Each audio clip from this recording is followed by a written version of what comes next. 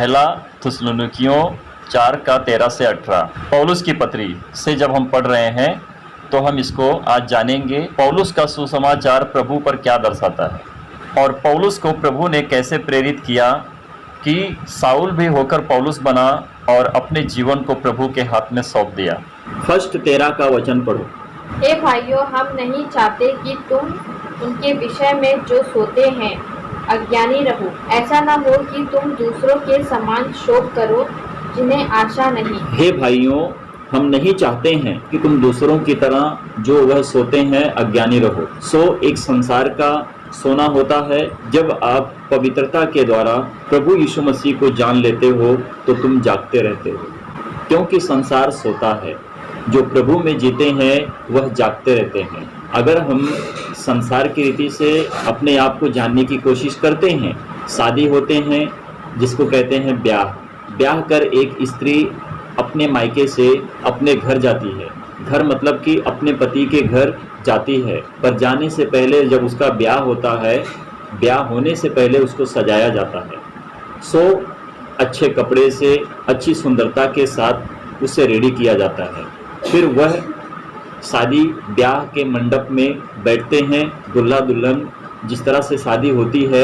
फिर वह मतलब कि दुल्हन अपने मायके से अपने ससुराल को जाती है, यानी कि अपने पति के साथ होकर अपने ससुराल जाती है। अगर हम वचन में पवित्र आत्मा के द्वारा यदि हम प्रभु यीशु मसीह के वचन को परख कर अगर हम अपने आप को सही रीति से जीते हैं, सो हमारा जागना क्या है? हमारा जागना यह है कि हम प्रभु यीशु मसीह में जागते हैं, क्योंकि जगत की ज्योति प्रभु यीशु मसीह है, अंधकार शैतान है। जिस तरह से हमने कहा कि प्रकाश प्रभु यीशु मसीह है, अंधकार शैतान है। सो हमें जब हम अंधकार से बाहर निकलते हैं, जब हमारा जीवन पहले जीने का, जब हम प्रभु यीशु मसीह को नहीं जानते, हम परमेश्वर को नहीं जानते हैं, पवित्र आत्मा को नहीं जानते हैं, तो हम सोए हुए होते हैं।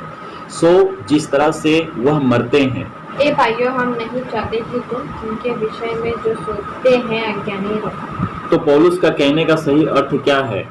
जो प्रभु यीशु मसीह के पास आते हैं वो कभी सो नहीं सकते हैं। यदि सो रहे हैं तो प्रभु के लिए नहीं, वो संसार के लिए है, क्योंकि संसार तो सोते रहता है।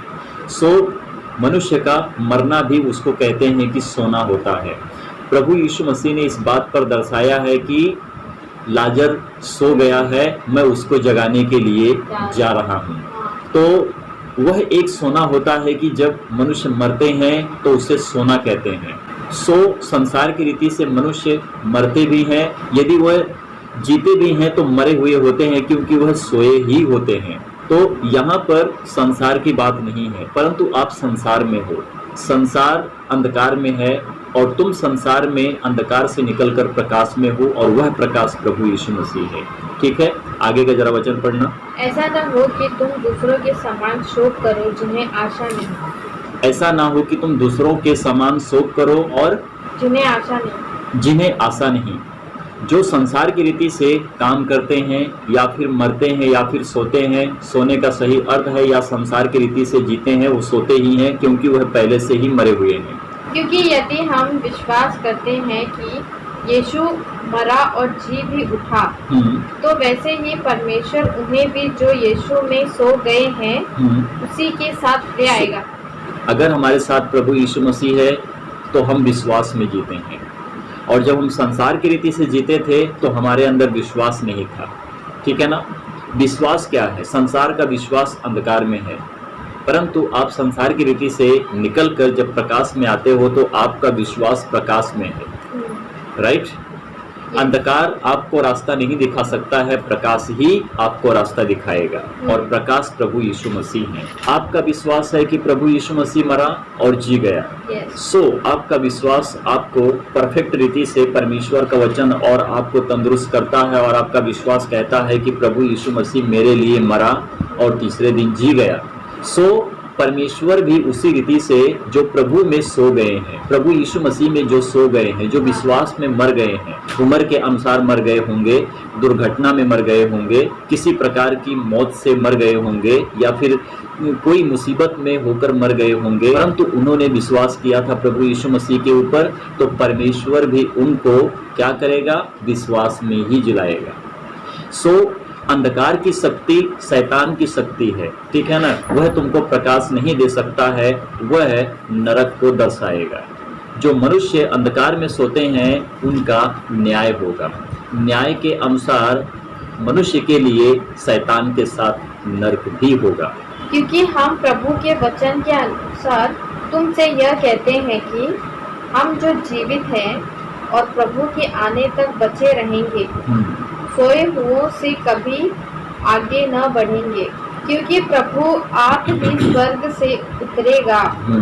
उस समय ललकार और प्रधान दूत का शब्द सुनाई देगा और परमेश्वर की तुरही फूंकी जाएगी, और जो मसीह में मरे हैं वे पहले जी उठेंगे। तो जो मसीह में मरे हैं वो पहले जी उठेंगे, जिन्होंने विश्वास किया। जैसे मैंने इसके पहले कहा कि जो प्रभु यीशु मसीह में विश्वास के द्वारा मर चुके हैं, या फिर अपनी उम्र से मरे हैं, या उनकी किसी प्रकार से मृत्यु हो गई है, ठीक है ना, या दुर्घटना में मारे गए हैं, सो प्रभु यीशु मसीह पहले उनको जिलाएंगे। अब बात यहाँ पर उठती है कि जो विश्वास में मरेंगे, यदि उनकी शरीर को दफनाया नहीं गया, गाड़ा नहीं गया, तो क्या प्रभु यीशु मसीह उनको नहीं जिलाएंगे? क्यों नहीं? सो विश्वास इस तरह से होना चाहिए कि हम कहीं पर भी रहें, या हम अपनी मौत से मरें, हम गाड़े जाएं, या फिर हम मरे हमको जलाया जाए, ठीक है ना। सो परमेश्वर परखता है कि मेरा धर्मी किस रीति से मरा है। परमेश्वर का वचन इस तरह से कहता है कि जो गाड़े गए हैं वो जिलाए जाएंगे, जो विश्वास में मरे हैं विश्वास के द्वारा जिलाए जाएंगे।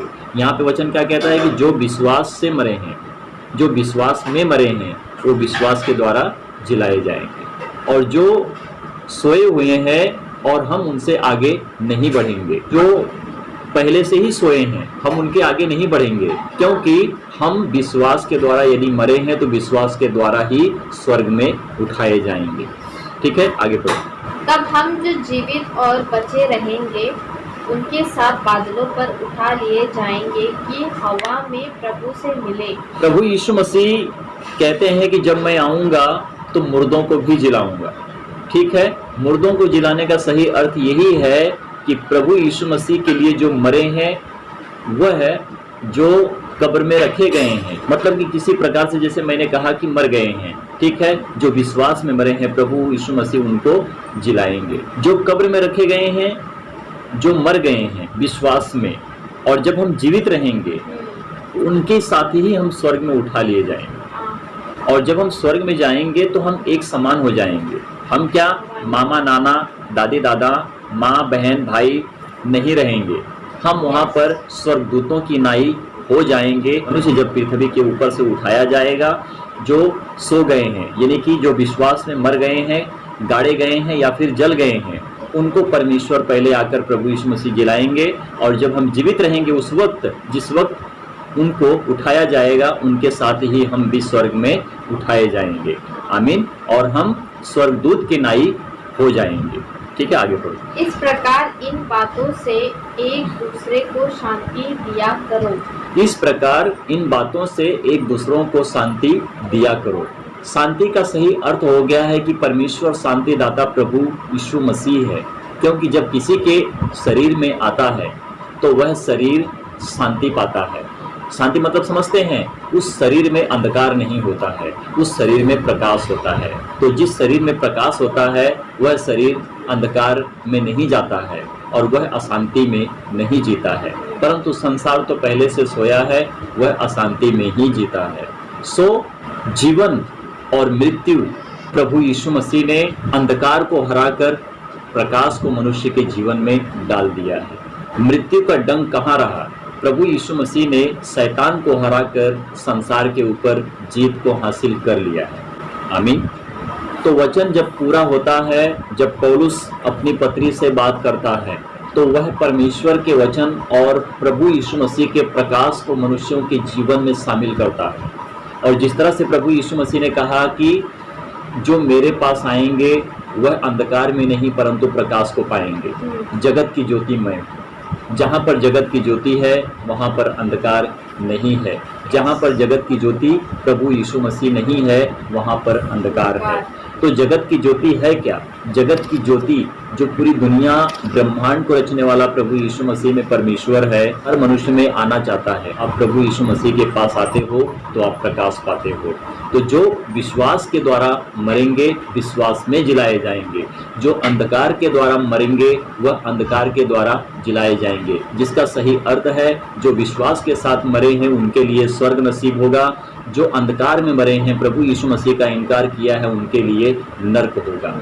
जिसके अंदर प्रभु यीशु मसीह है, उनके अंदर अंधकार नहीं है, उनके अंदर प्रकाश है।